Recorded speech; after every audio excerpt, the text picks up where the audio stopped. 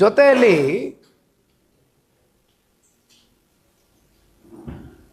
ಏನು ಕೂಲಿ ಕಾರ್ಮಿಕರಿಗೆ ಮಾಡಿದಂಥ ಆ ಒಂದು ಕಷ್ಟಪಟ್ಟು ದುಡಿದಂಥ ಆ ಕೂಲಿ ಕಾರ್ಮಿಕನಿಗೆ ಆ ಕೂಡಲೇ ಹಣ ಜಮಾ ಆಗಬೇಕಾಗಿತ್ತು. ಆದರೆ ಅದರಲ್ಲಿ ವಿಳಂಬವನ್ನು ನೋಡ್ತಾ ಇದ್ವು. 3 ತಿಂಗಳು 6 ತಿಂಗಳಾದರೂ ಕೂಡ ಅವರು ಪ್ರಾಮಾಣಿಕವಾಗಿ ಏನು ದುಡ್ದಿದ್ರು ಆ ದುಡಿಮೆಗೆ ಅವ್ರಿಗೆ ಆ ಗೌರವಧನ ಸಿಗ್ತಾ ಇರಲಿಲ್ಲ. 3 ತಿಂಗಳಿಗೋ 6 ತಿಂಗಳಿಗೋ ಒಂದ್ಸಲಿ ಕೊಡೋರು.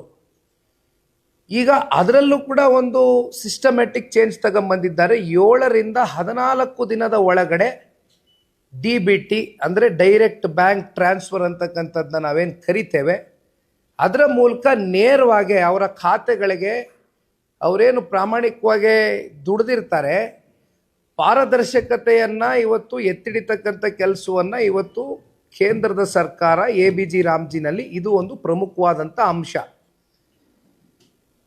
ಜೊತೆಯಲ್ಲಿ ಇವತ್ತು ಒಂದಷ್ಟು ಟೆಕ್ನಾಲಜಿಗಳನ್ನ ಬಳಕೆ ಮಾಡ್ಕೊಂಡಿದ್ದಾರೆ. ಯಾಕೆಂದರೆ ಇವತ್ತು ನಾವು ಮಾತನಾಡ್ತಾ ಇರ್ತೇವೆ AI ಯುಗದಲ್ಲಿ ಇದ್ದೇವೆ.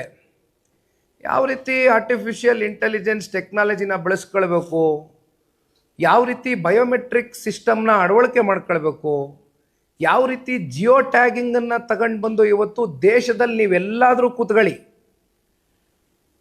ಇಷ್ಟು ದಿನ ಏನಾಗೋದು, ಕೂಲಿ ಕಾರ್ಮಿಕರ ಹೆಸರಲ್ಲಿ ಯಾವುದೋ ಒಬ್ಬ ಗುತ್ತಿಗೆದಾರ, ಯಾವುದೋ ಒಬ್ಬ ಮಧ್ಯವರ್ತಿ JCB ತಗೊಬರುವ ಮೊದಲನೇ ದಿನ ಮಾತ್ರ ಕೂಲಿ ಕಾರ್ಮಿಕರು ನಿಲ್ಲಿಸ್ಬಿಟ್ಟು ನೀಟಾಗಿ ಒಂದು ಫೋಟೋ ಹೊಡ್ಕೊಂಡು ಆಮೇಲೆ ಅದು ಆ ಪ್ರೋಗ್ರೆಸ್ ಏನಾಗ್ತಾ ಇದೆ, ಎಷ್ಟನೇ ದಿನಕ್ಕೆ ಕಾಲಿಟ್ಕೊಂಡಿದ್ದೀವಿ, ಯಾವ ಥರ ನಡೀತಾ ಇದೆ ಈ ಕೆಲಸ, ಎಷ್ಟು ಜನಕ್ಕೆ ಉದ್ಯೋಗ ಸೃಷ್ಟಿಯಾಗಿದೆ, ಎಷ್ಟು ಜನನ ಬಳಕೆ ಮಾಡ್ಕೊಳ್ತಾ ಇದ್ದೀರಿ ಈಗ ಇದನ್ನು ಕೂಲಿ ಕಾರ್ಮಿಕರನ್ನ ಅಂತಕ್ಕಂಥದ್ದು ಎಲ್ಲರಿಗೂ ಕೂಡ ಗೊತ್ತಿದೆ. JCB ತಗೊಬರೋದು, ಮೊದಲನೇ ದಿನದೊಂದು ಫೋಟೋ ಹಿಡಿಯೋದು, ಕೊನೆ ದಿನದೊಂದು ಫೋಟೋ ಹಿಡಿಯೋದು, ಮುಗಿದಾಯಿತು. This was the system in MNREGA, ಅರ್ಥ ಮಾಡ್ಕೊಳ್ಬೇಕಾಗಿರೋದು. ಆದರೆ ಇವತ್ತು ಸಿಸ್ಟಮ್ ಎಷ್ಟು ಚೆನ್ನಾಗಿ ಮಾಡಿದ್ದಾರೆ ಅಂದರೆ, ಒಂದು ಕಡೆ ಜಿಯೋ ಟ್ಯಾಗಿಂಗು, ಬಯೋಮೆಟ್ರಿಕ್ ಸಿಸ್ಟಮು ಮತ್ತು AI ಟೆಕ್ನಾಲಜಿ ಇವಿಷ್ಟನ್ನು ಬಳಸ್ಕೊಂಡು ಡೇ 1, ಡೇ 2, ಡೇ 3 ಅಂತ ಪ್ರತಿನಿತ್ಯ ಇವತ್ತು ಒಂದು ಫೋಟೋ ಮೂಲಕ ಏನು ಪ್ರೋಗ್ರೆಸ್ ಏನಿದೆ, ಈಗ ರಸ್ತೆ ಅಭಿವೃದ್ಧಿ ಆಗ್ತಾ ಇದೆಯಾ, ಚರಂಡಿಗಳ ಅಭಿವೃದ್ಧಿ ಆಗ್ತಾ ಇದೆಯಾ, ನರೇಗಾದಲ್ಲಿ ಬರ್ತಕ್ಕಂಥ ಬೇರೆ ಗ್ರಾಮೀಣ ಪ್ರದೇಶದ ಅಭಿವೃದ್ಧಿಗೆ ಸಂಬಂಧಪಟ್ಟಂಥ ವಿಚಾರಗಳು ಯಾವ ರೀತಿ ನಡೀತಾ ಇದೆ ಅಂತಕ್ಕಂಥದ್ದು ಸಂಪೂರ್ಣ ಮಾಹಿತಿ ನೀವು ಯಾವುದೇ ಬೇಕಾದ್ರೆ ದೇಶದಲ್ಲಿ ಕೂತ್ಕೊಂಡು ಯಾವ ಮೂಲೆಯಲ್ಲಿ ಬೇಕಾದ್ರೂ ನಿಮಗೆ ವಿಚಾರ ತಿಳ್ಕೊಳ್ತಕ್ಕಂಥ ಒಂದು ಟ್ರಾನ್ಸ್ಪರೆನ್ಸಿ, ಒಂದು ಸಂಪೂರ್ಣ ಪಾರದರ್ಶಕವಾದಂಥ ಈ ಒಂದು ಅಂಶವನ್ನು ಈ ಯೋಜನೆಯಲ್ಲಿ ತಗೊಂಡು ಬಂದಿರತಕ್ಕಂಥದ್ದು ನಿಜಕ್ಕೂ ಕೂಡ ನಾವೆಲ್ಲರೂ ಮೆಚ್ಕೊಳ್ಬೇಕಾಗಿರ್ತಕ್ಕಂಥ ವಿಚಾರ. ಇಷ್ಟೆಲ್ಲ ವಿಚಾರಗಳನ್ನ ನಾವು ಮುಂದಿಟ್ಕೊಂಡು ಮಹಾತ್ಮ ಗಾಂಧೀಜಿಯವರ ಹೆಸರನ್ನ ಕೈ ಬಿಟ್ಬಿಟ್ಟಿದ್ದಾರೆ, ಮಹಾತ್ಮ ಗಾಂಧೀಜಿಯವರಿಗೆ ಅಪಮಾನ ಮಾಡಿದ್ದಾರೆ.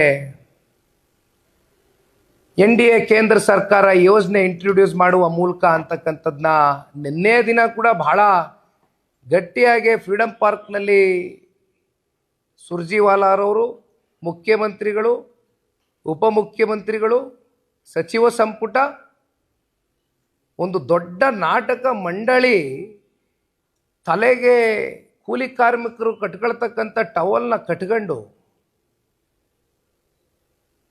ಏನೇನು ಮಾಡಿದ್ರು ನಿನ್ನೆ ದಿನ ನಾಟಕ ಎಲ್ಲ ನೋಡಿದ್ದೀವಿ ನಾವು, ಇಡೀ ರಾಜ್ಯ ನೋಡಿದೆ. ನಾನು ಒಂದಷ್ಟು ಪ್ರಶ್ನೆಗಳನ್ನ ಕಾಂಗ್ರೆಸ್ ಅವ್ರಿಗೆ ಕೇಳಲಿಕ್ಕೆ ಬಯಸ್ತೇನೆ.